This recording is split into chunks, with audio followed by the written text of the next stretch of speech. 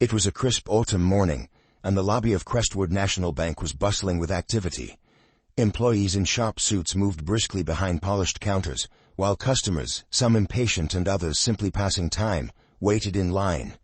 Among them was Christopher, an elderly black man with a weathered face and a kind smile. His neatly pressed suit was simple yet dignified, and he carried a briefcase that looked like it had seen years of use. Christopher walked with a deliberate pace, his cane tapping softly against the marble floors. As Christopher approached the counter, the room seemed to shift slightly. Two employees, Susan and Mark, both in their mid-30s, exchanged a glance. Their polished demeanor faltered just slightly, and a subtle frown crept onto Susan's face. "Can I help you?" Susan asked. Her tone clipped as Christopher stepped forward. "Yes, young lady," Christopher replied with a polite smile. "I'd like some assistance with my account." Mark, who was standing nearby, leaned in and whispered something to Susan, barely audible to the other customers. "Another one of those time-wasters," he muttered under his breath. Susan sighed loudly, her impatience visible as she eyed Christopher up and down. "Do you even have an account here?" she asked, her words dripping with condescension. Christopher remained calm, his smile unwavering. "Yes, ma'am, I do. Been a customer here for over 20 years.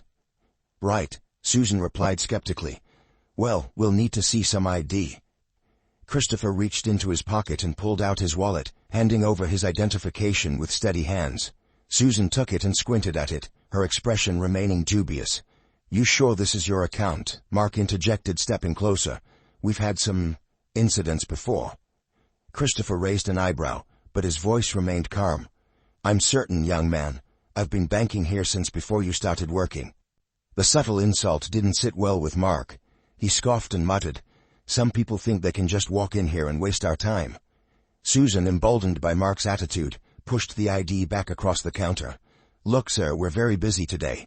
Maybe you should come back when you're more prepared." Christopher's expression remained composed, though a flicker of disappointment passed through his eyes. "I am prepared," he said softly. "I'd appreciate it if you could check my account." Instead of responding, Susan motioned to a security guard standing near the entrance. The guard, a burly man with a stern face, walked over, his presence adding an unnecessary layer of intimidation. "Is there a problem here?" the guard asked, his voice firm. "No problem," Christopher said evenly. "I'm just trying to access my account." Susan leaned over and whispered something to the guard, who nodded curtly. "Sir, I think it's best if you leave for today," the guard said, gesturing toward the door. Christopher stood still for a moment, his grip tightening slightly on his cane. The room seemed to grow quieter as other customers took notice of the scene. Without raising his voice, Christopher replied, "Are you asking me to leave without resolving my business here?" "Yes," Susan said bluntly. "You're holding up the line." Christopher looked at her for a long moment, his gaze steady but unreadable. Then, with a slight nod, he turned and began to walk toward the exit, his cane tapping softly once again. The door closed behind him, leaving the employees to resume their work, oblivious to the storm brewing just beneath the surface. Christopher entered the bank with a slow, deliberate pace, his hands tucked into the pockets of his neatly pressed overcoat.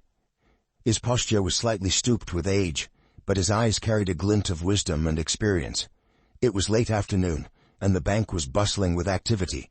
Customers lined up at the counters, while bankers in sharp suits moved briskly from one desk to another, attending to clients or making phone calls. Christopher patiently approached the reception desk, where a young man, barely in his mid-20s, sat scrolling through his phone. His name tag read, *Ethan*. Without looking up, Ethan gestured dismissively and said, "Yes, what do you need?"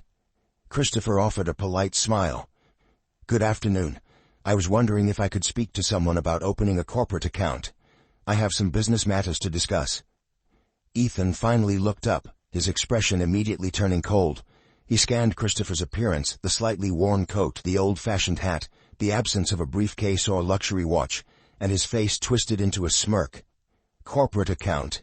You sure you're in the right place, sir?" he asked, his tone dripping with sarcasm. Christopher didn't let the jab faze him. "Yes, I'm sure. I'd like to speak to a manager if possible." Before Ethan could respond, a second employee, a woman named Sophia, walked by and overheard the conversation. She glanced at Christopher, then leaned in to whisper to Ethan, Does he look like someone who could even afford a corporate account?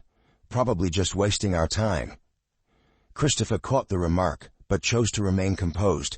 He repeated his request, this time addressing both of them. I'd appreciate it if someone could assist me. I have all the necessary documents with me.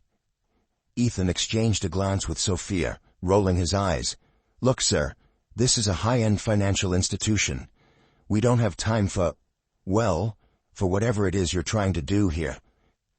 The sharpness in Ethan's tone drew the attention of other customers and staff nearby. Some whispered among themselves, while others looked visibly uncomfortable. Sophia decided to escalate the situation. She stepped forward, her voice firm but condescending. Sir, we have policies in place. Without an appointment and proper credentials we can't entertain requests like yours. And frankly, this branch handles clients of a certain caliber. The words stung, but Christopher maintained his composure. I understand policies and I respect them. However, I believe if you take a moment to review my paperwork, you'll see that I meet the requirements. Sophia let out a short laugh. Paperwork? You're kidding, right? Sir, I think it's best if you take your business elsewhere. We're quite busy here. By now a small crowd had formed. Some customers stared in disbelief at the way Christopher was being treated, while others averted their gaze, unwilling to intervene.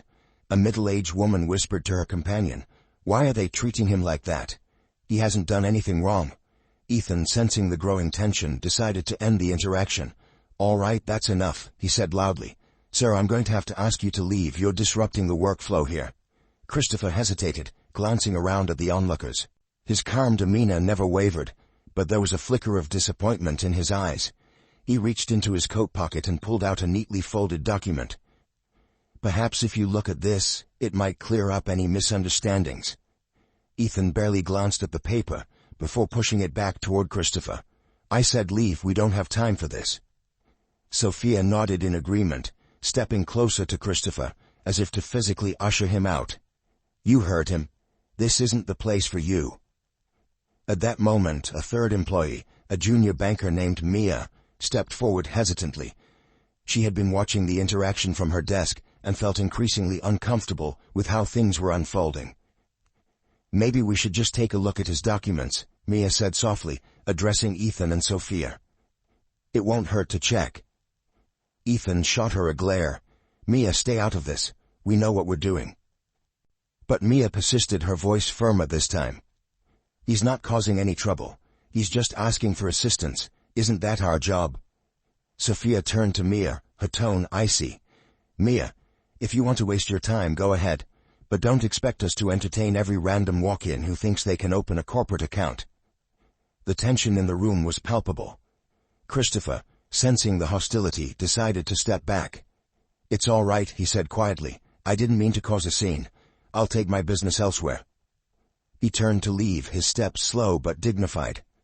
As he reached the door, he paused for a moment, glancing back at the staff who had dismissed him so quickly. There was no anger in his eyes, only a quiet sadness. Without another word, he walked out into the cold afternoon, leaving the murmurs of the onlookers behind. Back inside, Ethan and Sophia exchanged smug smiles, proud of how they had handled the situation. "People like him think they can just walk in and demand attention," Ethan muttered under his breath. Mia, however, felt a knot of unease in her stomach. She couldn't shake the feeling that they had made a terrible mistake. The weeks following Christopher's decision to enroll the two bankers, Amanda and Patrick, in anti-racism therapy were a whirlwind of introspection, education, and transformation. At first, both employees approached the mandated therapy sessions with reluctance and skepticism. They saw it as an unnecessary punishment, a humiliation in front of their peers. But Christopher, with his calm and steady demeanor, had anticipated this reaction. "I'm not punishing you," he had said the day he handed them their notices of mandatory participation. "This is an opportunity, a chance for you to see the world through a lens you've been avoiding. It's not about shaming you, it's about expanding your mind and heart." Amanda couldn't get those words out of her head during the first session. She had always seen herself as someone who treated everyone the same. But the sessions challenged her to confront her biases. The therapy was structured to push participants out of their comfort zones, starting with storytelling sessions where people of different racial and cultural backgrounds shared their lived experiences. One afternoon, during a particularly powerful session, A young black woman named Danielle spoke about a time she was refused a home loan, despite having impeccable credit. Her voice trembled as she recounted how the denial had crushed her dreams of owning her first home. It wasn't just about the loan, Danielle said. It was about being told, in so many words, that I wasn't good enough, that no matter how hard I worked, someone would always see me as less. Amanda found herself wiping away tears. For the first time she truly understood how the systems she had upheld, consciously or not, could devastate lives. She thought back to the way she had treated Christopher. Though she hadn't said anything overtly racist, her actions had spoken volumes. She had dismissed him as unworthy of her respect, based solely on his appearance. Patrick's journey was no less impactful. His natural defensiveness made the first few sessions difficult. He was quick to interrupt, to justify his actions, to point out times when he believed he had been fair to everyone. But as the sessions progressed, his walls began to crumble.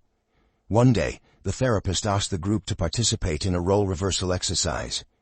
Patrick was paired with a black man named Harold, who played the role of a banker, while Patrick acted as the customer.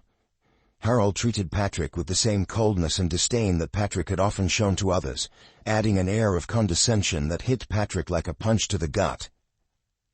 "That's what it feels like," Harold said afterward, his voice steady but tinged with sadness. "That's what so many of us feel every day, like we're less than, just because of the color of our skin." Patrick couldn't speak. For the first time he felt the sting of prejudice, even if only in a simulated environment. It was a wake-up call he couldn't ignore. Over the next several weeks, Amanda and Patrick began to change, not just in how they viewed the world but in how they saw themselves.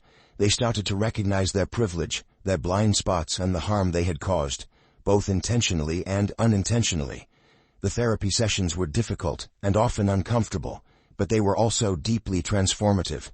Christopher, though not directly involved in the sessions, kept tabs on their progress. He received weekly reports from the program's facilitators, and even attended a few group sessions as a silent observer. Seeing Amanda and Patrick's vulnerability and willingness to change filled him with a sense of cautious hope. When the therapy program concluded, Amanda and Patrick requested a private meeting with Christopher. They walked into his office, their postures humble, their expressions earnest. "Mr. Reynolds," Amanda began, her voice trembling, "we owe you an apology. Not just for how we treated you that day, but for the attitudes and biases we've carried for so long. The therapy opened our eyes to things we didn't want to see about ourselves. We were wrong, so wrong, and we're so sorry." Patrick nodded, his usually confident demeanor replaced with genuine humility. "I thought I understood people, but I didn't. I judged you without knowing anything about you. And worse, I justified it to myself. Thank you for not giving up on us, even when you had every reason to." Christopher looked at them for a long moment, his face unreadable. Then, with a small smile, he said, "Acknowledging your mistakes is the first step, but the real work begins now.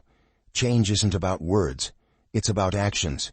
Show me, and yourselves, that you've learned from this." Amanda and Patrick nodded, their resolve evident.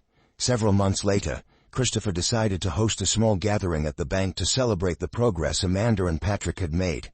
It was a simple affair, just a few employees, some snacks, and a chance to reflect on the journey they had all been a part of. During the gathering, Amanda and Patrick shared their experiences with the group, speaking openly about their past mistakes and the lessons they had learned. Their vulnerability inspired others in the room to reflect on their own biases and behaviors, sparking a candid and meaningful conversation about diversity and inclusion. Christopher watched with pride as his employees engaged in the discussion, their words filled with empathy and a genuine desire to create a more inclusive workplace. It was a far cry from the hostility he had faced on his first visit to the bank. Toward the end of the evening, Amanda and Patrick approached Christopher. "We wanted to thank you," Amanda said, her eyes shining with sincerity. "Not just for giving us a second chance, but for teaching us what leadership really means. You didn't just tell us to change, you showed us how." Patrick added, "You believed in us when we didn't deserve it. That's a lesson I'll carry with me for the rest of my life." Christopher smiled, his heart full. "The best way you can thank me is by continuing to grow, and by helping others do the same. Change doesn't stop here." The events at the bank became a turning point. Not just for Amanda and Patrick, but for the entire institution. Christopher implemented new diversity and inclusion training programs, ensuring that all employees, from entry-level staff to top executives, understood the importance of empathy and respect. Amanda and Patrick became champions of these initiatives, using their own experiences as a powerful example of how change is possible. They mentored new employees, shared their stories at company events, and worked tirelessly to create a workplace where everyone felt valued. For Christopher, the journey had been about more than just addressing a single incident of discrimination. It had been about planting seeds of change, about showing that even the most deeply ingrained biases could be overcome with humility, education, and a willingness to grow. And in the end, the greatest reward was seeing those seeds bear fruit, a team united by respect, a workplace transformed by understanding, and a legacy of leadership that would endure for years to come.